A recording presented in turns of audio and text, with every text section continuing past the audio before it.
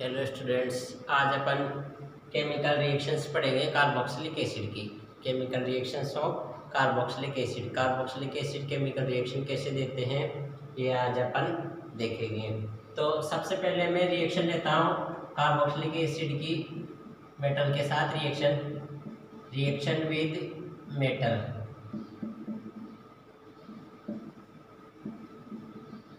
और मेटल अपन जानते हैं, मेटल सोडियम पोटेशियम, ये क्या होते हैं, ये मेटल होते हैं। और भी मेटल होते हैं पर मैक्सिमम अपन काम में सोडियम पोटेशियम इनको काम में लेते हैं।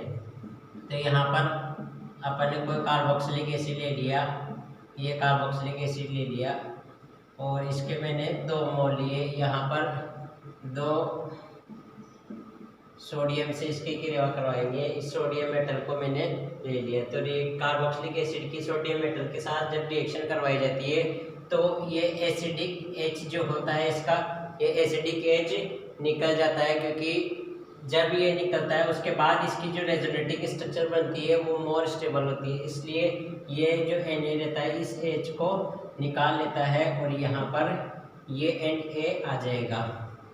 तो यहाँ पर ये O नेगेटिव बना। अब ये जैसे ही H निकलेगा तो ये O नेगेटिव बन जाएगा और ये पॉजिटिव के रूप में निकलेगा। तो यहाँ पर ये Na क्या है, Na प्लस में रहता है, तो ये यहाँ आके जुड़ जाएगा तो O Na हो जाएगा। और ये अपन ने 2 मोल ले रखे हैं यहाँ पर हाइड्रोजन के, ये कार्बोक्सिलिक एसिड के 2 ले रखे हैं। तो 2 हाइड्रोजन है अपने पास, तो H2 के रूप में हाइड्रोजन गैस बाहर निकल जाती है। तो ये सोडियम सॉल्ट बन जाएगा कार्बोक्सिलिक एसिड का, sodium salt of carboxylic acid. Carboxylic acid का सोडियम सॉल्ट बन जाता है ये।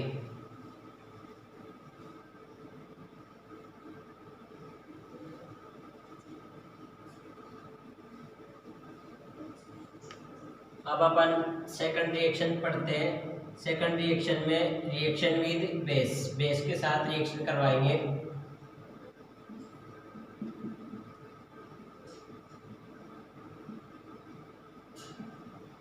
रिएक्शन विद बेस, तो बेस के साथ जब रिएक्शन करवाई जाती है किसी भी कार्बोक्सिलिक एसिड की, जैसे कार्बोक्सिलिक एसिड ले रखा है अपन ने और यहाँ पर बेस डाल दिया जाता है, NaOH मैंने डाल दिया।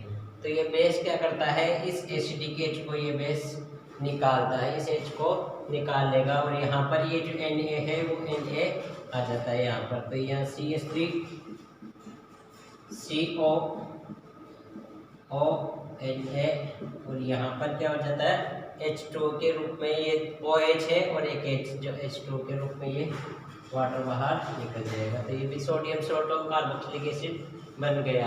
यहाँ पर ये केमिकल जो रिएक्शन पढ़ रहे हैं अपन, ये केमिकल रिएक्शन को अपन ये भी बोल सकते हैं यहाँ पर कि ये जो केमिकल रिएक्शन है कार्बोक्सिलिक एसिड की, ये किस टाइप की है, OH बॉन्ड क्लीवेज टाइप की केमिकल रिएक्शन है।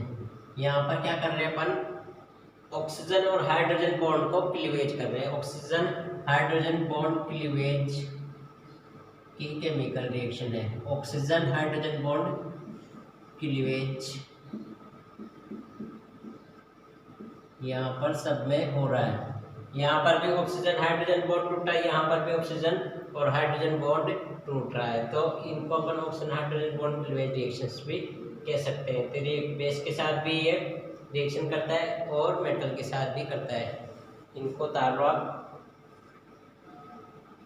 फर्स्ट वाले को मिटाता हूँ मैं।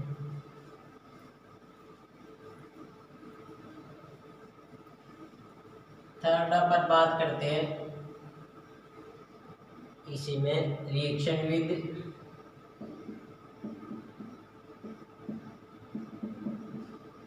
Weak base.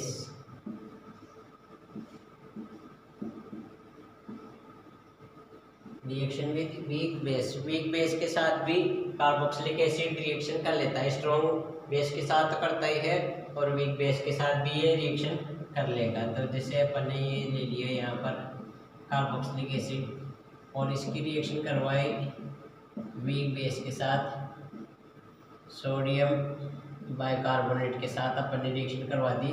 ये कैसा बेस है? वीक बेस है। और आपने को क्या करना है, इस बॉन्ड को क्लीवेज करना है। Oxygen hydrogen bond cleavage method पर पढ़ रहे हैं तो ये O, ये H जो है ये Na की जगह आ जाता है CH3 COONA प्लस यहाँ पर ये CO2 के रूप में निकल जाएगा और एक वाटर मॉलिक्यूल अपने को मिलेगा यहाँ पर। तो एक CO2 निकल चुकी है और एक H2 के रूप में ही है, क्योंकि ये CO3 जो रहता है ये CO2 के रूप में टूट जाता है और एक ऑक्सीजन इसका फ्री हो गया और एक हाइड्रोजन यहाँ पर है और एक हाइड्रोजन यहाँ पर है, तो दो हाइड्रोजन और एक ऑक्सीजन तो वाटर बन जाएगा और CO2 बाहर निकल जाएगी और sodium salt of carboxylic acid अपने को मिल जाता है। तो वीक एसिड के साथ भी रिएक्शन कर सकता है कार्बोक्सिलिक एसिड। अब अपन बात करते हैं वाटर के साथ रिएक्शन की।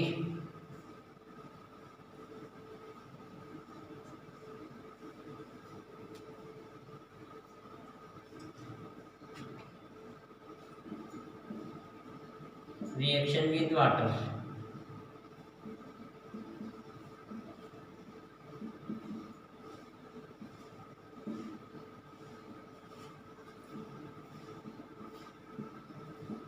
ये कार्बोक्सिलिक एसिड ले लिया और यहाँ पर अपन वाटर ले लेते हैं। वाटर जब लिया जाता है तो वाटर भी क्या करता है, इस H को बाहर निकालता है H+ के रूप में और ये यहाँ पर RC डबल बॉन्ड O और ये O नेगेटिव बन जाएगा और यहाँ पर हाइड्रोनियम ये आयन बनेंगे। तो ये सॉल्ट बन गया। अब ये सॉल्ट जो रहेगा ये सॉल्ट रेजोनेटिंग स्ट्रक्चर के रूप में एग्जिस्ट करता है। ये इस टाइप से यहाँ पर इस ऑक्सीजन और ये इस ऑक्सीजन दोनों पे ये माइनस घूमता रहेगा और इस नेगेटिव को अपन यहाँ शो कर देंगे। इस टाइप का रेजोनेंस हाइब्रिड अपन इसका बना सकते हैं। तो रेजोनेटिंग स्ट्रक्चर के जैसे ये H को आसानी से निकाल देता है और स्टेबिलिटी को प्राप्त करता है। तो वाटर के साथ भी रिएक्शन अपन करवा सकते हैं। अब अपन नेक्स्ट रिएक्शन देखते हैं इसकी कार्बोक्सिलिक एसिड की कि ये OH बॉन्ड जो क्लीवेज कर रहा है इसमें इसकी खासियत क्या है वो अपन देखेंगे।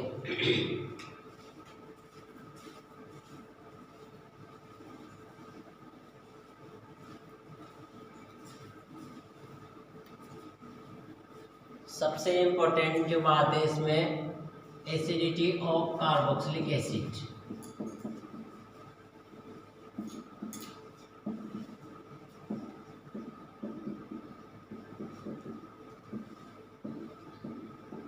और एसिडिटी की रिएक्शन कब देगा ये, जब OH बॉन्ड क्लीवेज वाली रिएक्शन ये देगा। OH बॉन्ड जब क्लीवेज होगा जब एसिडिटी की ये रिएक्शन देता है और एसिडिक कैरेक्टर ये शो करता है।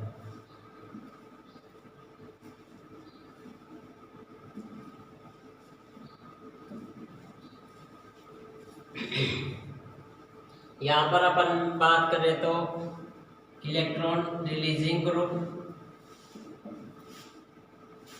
अपन लगा सकते हैं और यहाँ ये कार्बोक्सिलिक एसिड है।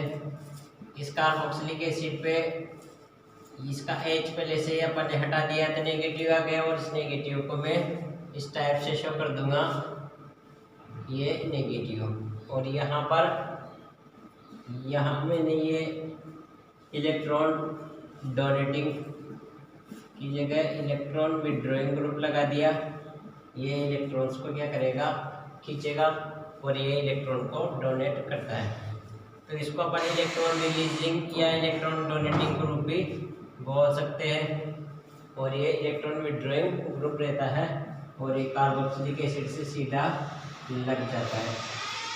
तो यहाँ पर ये नेगेटिव कर सकते हैं अपन, यहाँ पर ये डबल बॉन्ड हट जाएगा और इसका रेजोनेंस हाइब्रिड इस टाइप का दिखेगा और इसका रेजोनेंस हाइब्रिड अपने को ये मिलेगा। कार्बोक्सिलिक एसिड की स्ट्रक्चर अपने को ये देती है OH और ये R। अब यहाँ R की जगह कुछ इलेक्ट्रॉन डोनेटिंग ग्रुप लग सकते हैं या इलेक्ट्रॉन विड्रॉइंग ग्रुप लग सकते हैं। तो ये H निकलने के बाद क्या होता है, एसिडिटी शो करेगा। एसिडिक करेक्टर कोई भी कंपाउंड कब शो करता है, उसका H+ कितनी आसानी से निकल जाए, ये एसिडिक करेक्टर का प्रॉपर्टी है। तो इस H को निकालने के लिए ये R इसका कैसा है ये देखा जाता है। अगर इसका R इलेक्ट्रॉन रिलीजिंग ग्रुप है, इलेक्ट्रॉन डोनेटिंग ग्रुप है, मतलब कोई इसको इलेक्ट्रॉन देने वाला मिल रहा है, तो ये H आसानी से नहीं निकलेगा। और यहाँ पर अगर कोई इलेक्ट्रॉन खींचने वाला अगर ग्रुप मिल रहा है तो ये H आसानी से निकल जाता है और इसकी एसिडिटी बढ़ाता है। तो इलेक्ट्रॉन डोनेटिंग ग्रुप जब भी जुड़ेंगे तो याद रखना ये इसकी एसिडिक कैरेक्टर को कम कर देते हैं, इसकी एसिडिटी को डिक्रीज करते हैं। तो ये क्या करता है, decrease acidity of carboxylic acid.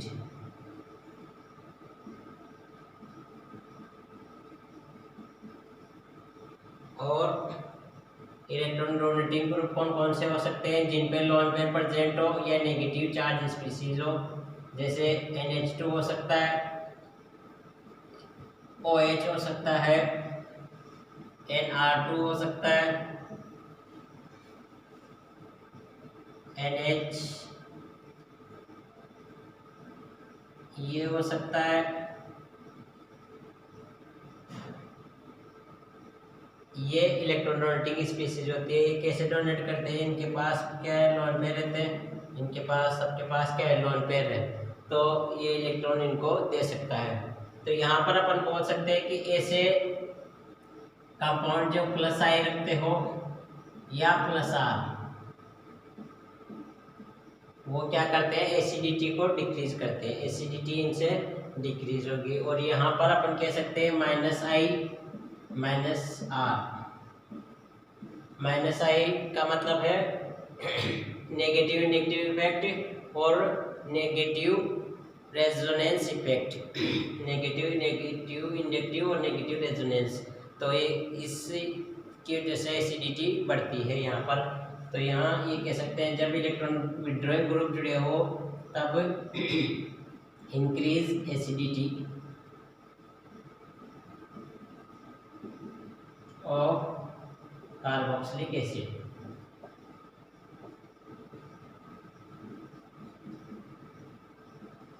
और एसिडिटी को इंक्रीज, इलेक्ट्रॉन विड्रॉइंग ग्रुप कौन कौन से होंगे, इलेक्ट्रॉन विड्रॉइंग ग्रुप हो सकते हैं, एल्डिहाइड हो सकता है और COR हो सकते हैं,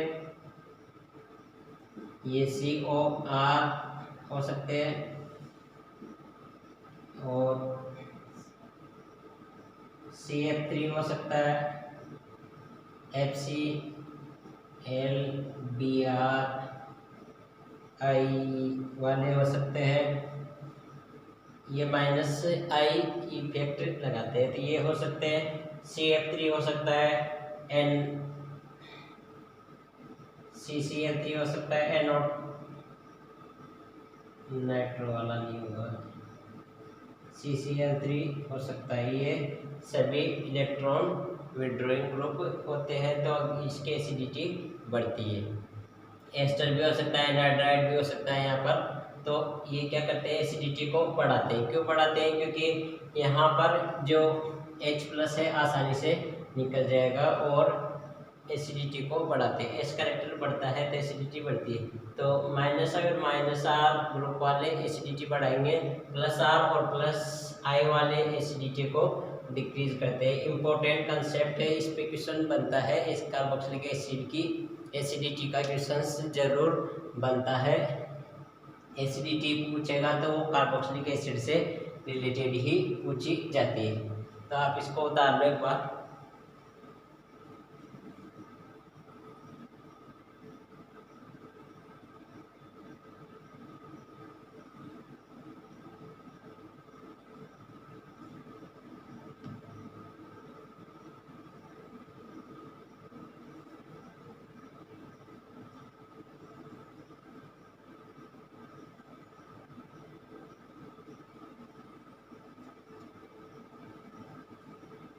अब इसको मिटाते हैं अपन।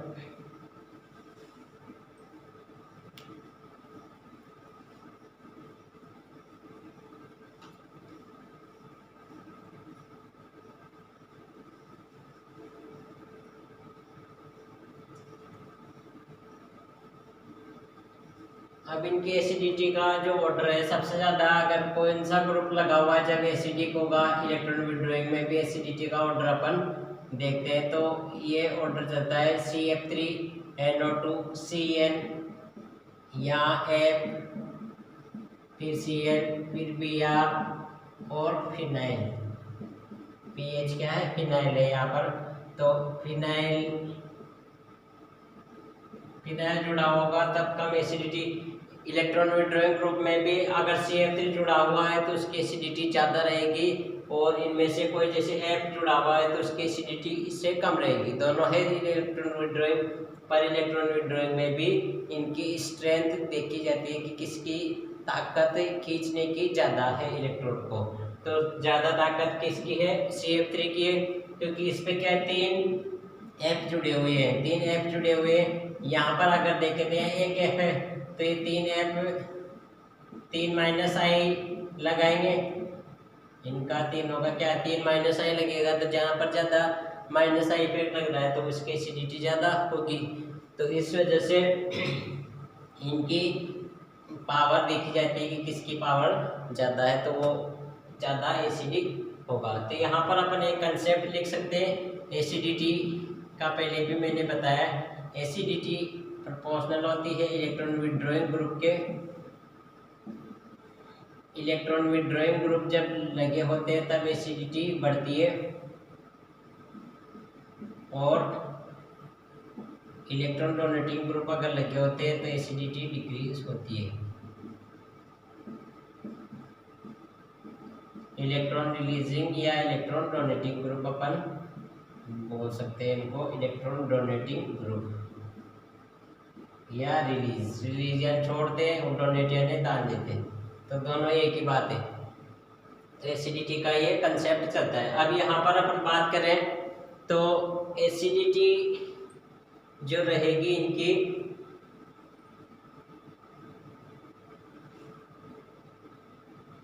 एसिडिटी एक और कंसेप्ट इसमें लागू कर सकते हैं। अगर रेजोनेंस बढ़ रहा है, किसी में रेजोनेंस है किसी में रेजोनेंस नहीं है, तो रेजोनेंस की कंडीशन आने पर अगर किसी कंपाउंड में रेजोनेंस बढ़ रहा है तो उसकी एसिडिटी भी बढ़ेगी। रेजोनेंस एसिडिटी को इंक्रीज करता है।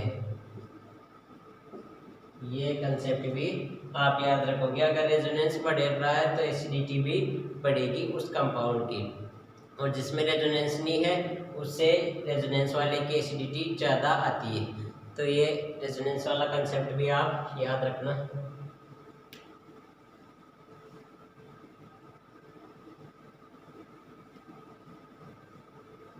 अब अपन बात करते हैं कि pKa वैल्यू अगर अपने को दे दी जाए, pKa वैल्यू अगर अपने को दे दी जाए तो pKa वैल्यू के अकॉर्डिंग एसिडिटी भी देखी जाती है। अगर pKa की वैल्यू लेस देन 1 है, 1 से कम है, तो उसको अपन बोलेंगे स्ट्रॉन्ग एसिड।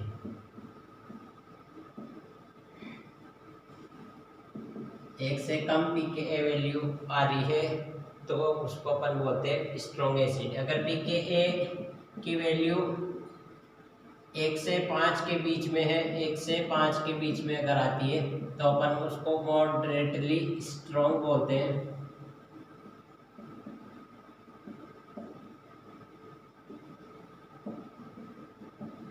इनसे थोड़ा सा कम स्ट्रॉन्ग रहेगा, ये ज़्यादा स्ट्रॉन्ग रहेंगे, ये थोड़े से कम रहेंगे अगर 1 से 5 के बीच में pKa वैल्यू इनकी आती है तो।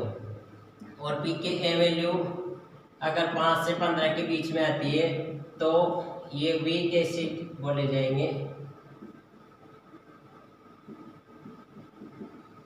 वीक एसिड बोले जाते हैं। अगर pKa की वैल्यू 15 से ज़्यादा आ जाती है तो इनको बहुत ही वीक एसिड बोले जाते हैं, वीकर एसिड इनको बोला जाएगा। बहुत ज़्यादा वीक एसिड ये हो जाएंगे। तो पीके वैल्यू दे के भी अपने को एसिडिटी को कंपैरिजन कर सकता है, वो एसिडिटी का ऑर्डर किसका ज़्यादा होगा, पीके वैल्यू जिसकी कम उसकी एसिडिटी ज़्यादा।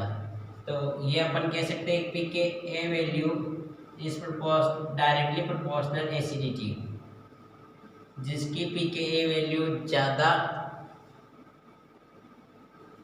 1 एसिडिटी अपन बोल सकते हैं।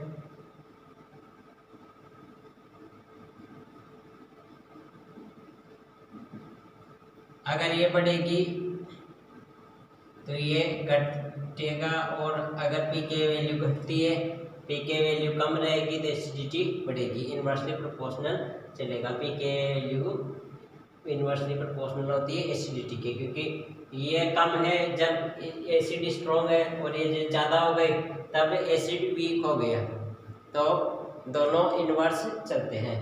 तो आज अपन ने इनकी कुछ प्रॉपर्टीज देखी है, जिसमें सबसे इम्पोर्टेंट प्रॉपर्टी है इनकी एसिडिटी। इसको आप अच्छे से कवर कर लेना, क्योंकि ये पूछा जाता है एग्जाम में। Thank you.